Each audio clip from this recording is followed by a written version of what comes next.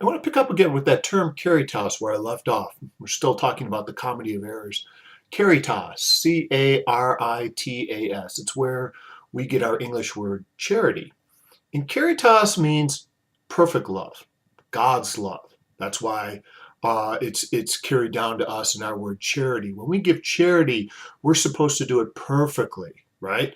We're supposed to give without expecting anything back. We're supposed to give to those who are least desirable. We're supposed to give without any reason whatsoever. We're supposed to give to those who smell bad, who commit crimes. Those are the people in the medieval Catholic tradition, and it's a tradition that extends all the way up through Christianity, and it extends across sort of really most religions. You are supposed to give and do good deeds for those who deserve it least. And therein lies the perfect love. Only God can do that. It's counterintuitive. Most humans tend to love, frankly, economically. That is, when we give or we do something, we're always calculating a little bit about what we'll get back, right? What will we get back? So that word caritas is very important. And it's really a term most often associated with the great North African monk Saint Augustine or Saint Augustine. And he was the one who really sort of filled out the center of Catholicism by saying it was your job to learn to love like God. And if you didn't learn to love like God, you were making a mistake. And I'm focusing in on this because that demand to love like God, caritas, is really a good way to understand what happened with the Reformation and Martin Luther. Luther himself was a very devout Catholic monk. And sitting in the monastery and thinking and praying, he tried to get himself to love like God, to love perfectly, love everyone the same, love the lepers and things like that. And after years of doing this, it dawned on him, and obviously I'm dramatizing what happened, but just to give you a sense of how this works, he said, I can't love like God. And Luther, brilliant, talented politician, scholar,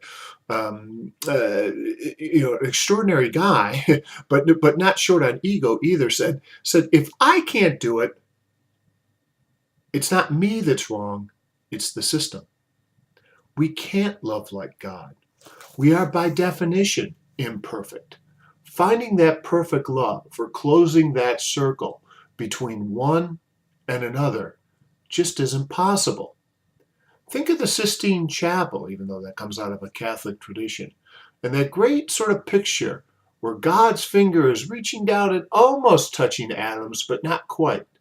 There's that little bit of space in between. And it's that little bit of space, that little crack, that little fissure, that little break that Luther sort of turns into the Reformation. And it's those ideas, those concepts that Shakespeare is dealing with in the Comedy of Errors. Again, we've got a play that begins with a long, very nuanced discussion of a imperfect marriage, not a bad one, but an imperfect one, that includes highlights like a mother who loves her newborn twins, but loves the latter born a little bit differently. And then we've got the marriages, Adriana and Antipholus of Antipholus of Ephesus marriage. Within the play itself, which isn't going so well, we've got the relationship between the master and the servants in the Comedy of Errors. Things aren't going so well. So that word caritas is important. It helps us understand the distinction between a demand for perfect love, absolute love, and what really is.